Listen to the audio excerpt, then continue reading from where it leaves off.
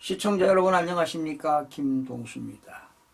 여러 번 여러분들에게 방송을 해드렸지만 지난 2020년 4.15 선거에서는요, 국민의힘에서 36명이 당선이 되었는데 낙선을 시키고 36명이 더불당에서 당선된 것으로 선관위가 발표를 했죠. 그리고 지난 2024년 4.10 22대 선거에서는 무려 53명이 낙선자에서 당선자로 바뀌었습니다.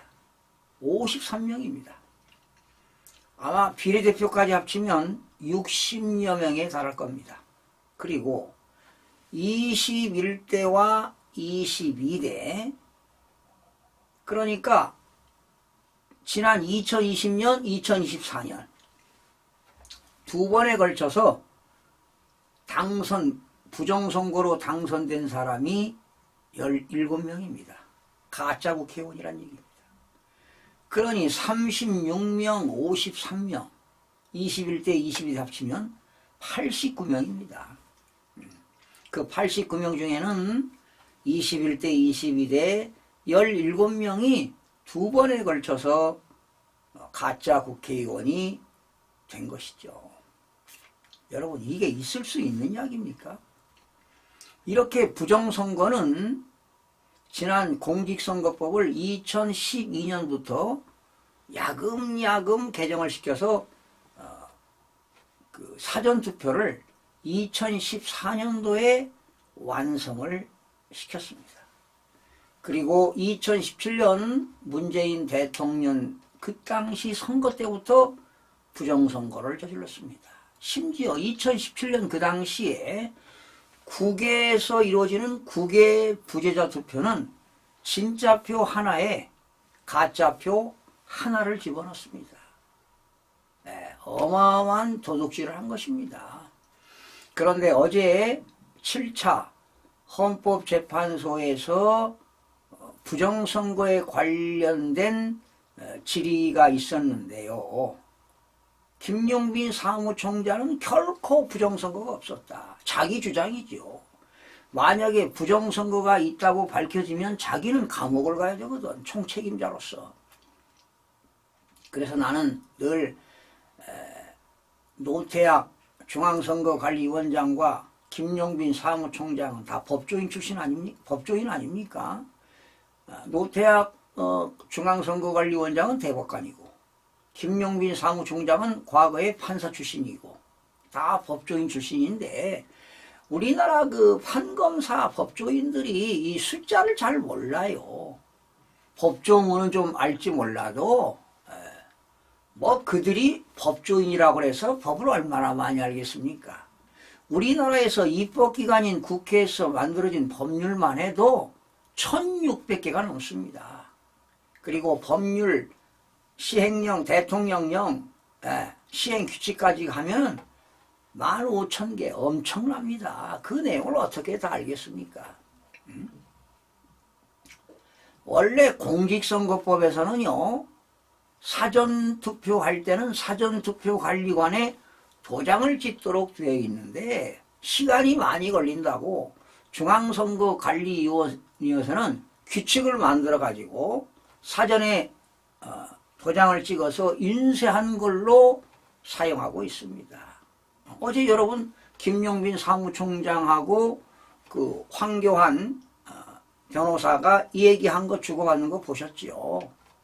원래는 그래서 22대 지난해 4월 10일 날 선거하기 전에, 그래서 제가 2023년도부터 신문사에 칼럼도 쓰고 또 여기 방송도 하고 그랬습니다. 사전선거 할 때 지역에 있는 사전투표관리관에 도장이 있는 것만 유효하는 걸로 하자. 그래서 한동훈이에게 비상대책위원장 할 때 얼마나 많이 또 요구를 했습니까? 그리고 액션만 취하고는 유명무실했어요. 이제 공직선거법을 개정시킬 수가 없어요. 왜? 거대 야당 국회의원이 무려 192명이기 때문에 공직선거법 개정하기는 어렵습니다. 어려워요. 그런데 국민들이 들고 일어나서 다음 선거는 무조건 사전선거 없애고 당일날 우리는 사전선거 안 하겠다. 대한민국에 있는 모든 국민들이 사전선거 안 하겠다. 이렇게 외치면 되는 거예요. 당일 투표를 늦은 시간이라도 당일 투표를 하자. 그리고 그 현장에서 투표함을 이동시키지 않고 그 자리에서 개표를 하자. 이렇게 대만처럼 해야 되는 겁니다. 대만처럼 해야 된다는 거죠. 그렇지 않고는 대한민국은 미래가 없습니다. 중앙선거관리원회 카르텔, 사법 카르텔, 언론노조 카르텔, 자, 또 사법 카르텔, 반국가세력 카르텔, 이러다가 대한민국은 자유민주주의가 무너집니다. 민주주의, 법치주의 사라집니다.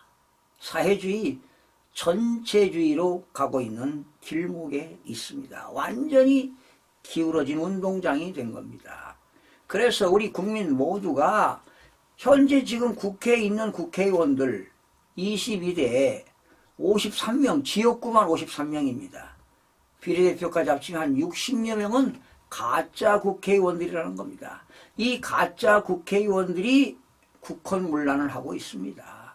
이재명이도 가짜, 박찬대도 가짜, 전현희도 가짜, 김민석이도 가짜, 추미애도 가짜, 다 가짜 국회의원들입니다. 근데 본인이 가짜 국회의원임을 알고 있는 사람들은 좀 자숙하는 것 같아요. 조용하게 지냈죠. 조용하게.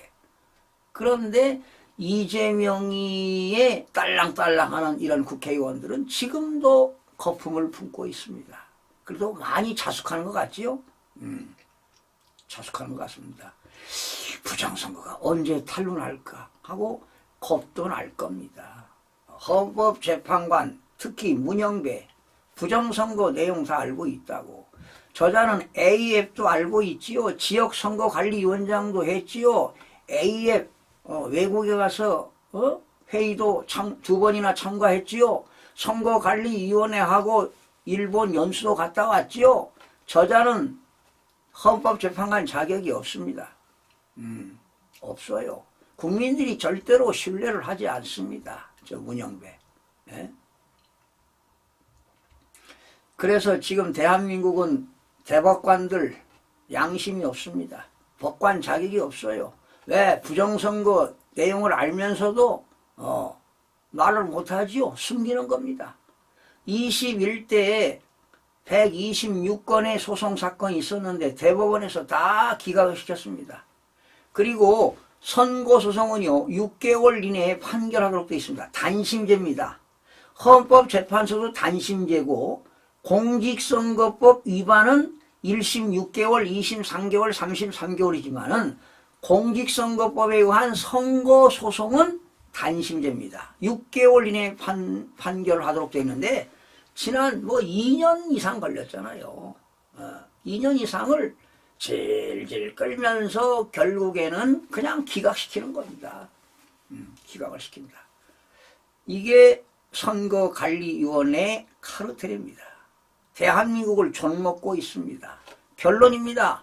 국민들의 저항권이 발동해서 가짜 국회의원들을 다 무효화시켜서 국회를 해산시켜야 됩니다. 국회를 해산시키는 것은 대통령도 할 수가 없습니다. 오로지 국민들이 국회 해산을 할 수가 있습니다. 그래서 여러분 국회를 해산시키지 않고서는 윤석열 대통령이 헌재에서 만약에 기각이 돼가지고 대통령직에 복귀한다 하더라도 힘을 못 씁니다. 결과적으로 20일의 국회를 해산시키는 길밖에 없다. 왜? 가짜로 당선된 국회의원이 지역구만 53명 아닙니까? 그들이 만든 법도 무효시켜야 됩니다. 무효시켜야 돼요. 그리고 우리나라 지금 모든 사법부가 법대로 집행을 하지 않습니다. 헌법과 법률에 양심에 따라서 판결을 하지 않고 있는 나라가 되어버렸습니다. 완전히 법치주의가 뭉개졌습니다. 그리고 제가 그랬죠. 2023년도에 얼마나 애처됐습니까? 2024년 부정선거를 막지 못하면 법치국가가 무너지고 상권 분립이 훼손되고 완전히 국가 기능이 마비되고 국가 기본 질서가 붕괴된다고 그렇게 외쳐댔는데 저를 부정선거 음모론자라고 하는 사람이 얼마나 많았습니까? 지금도 그렇습니다. 그래서 대한민국이 살 길은 가짜 국회의원들을 척결하고 국회를 해산하는 길밖에 없습니다. 그래서 계속 대한민국 국민들이 시위를 해야 됩니다. 국회 해산하자. 가짜 국회의원들 몰아내자. 22대 무려 53명. 지역구까지 합치면 60여 명에 육박합니다. 그래서 재선거 해야 된다는 거 아니겠습니까? 대통령 선거가 문제가 아닙니다. 지금 문영배는 하루빨리 탄핵을 인용시켜가지고 60일 내에 국회의원 선거해서 이재명 대표를 당선시키려는 그런 전략 아니냐 이 말이죠. 이건 안 된다는 겁니다.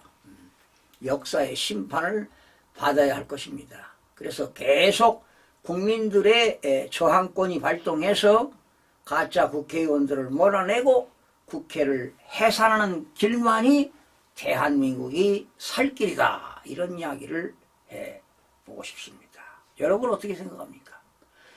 지금 헌재에서도 모든 부정선거에 대한 자료를 검증하자 그러면 기각시키지 않습니까? 누가? 문영배가 기각을 시킨다. 저자는 헌법재판관 자격이 없습니다.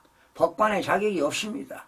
여러분 법관은 헌법과 법률의 양심에 따라서 판결하도록 되어 있는데 저자는 양심이 없는 것 같습니다. 국민들이 신뢰할 수가 없습니다. 그래서 만약에 잘못되면 국민들의 불법 운동이 일어날 것이고 오로지 국회를 해산하는 길은 국민의 저항밖에는 없다. 이런 이야기를 하면서 여러분 마치겠습니다. 시청자 여러분 고맙습니다.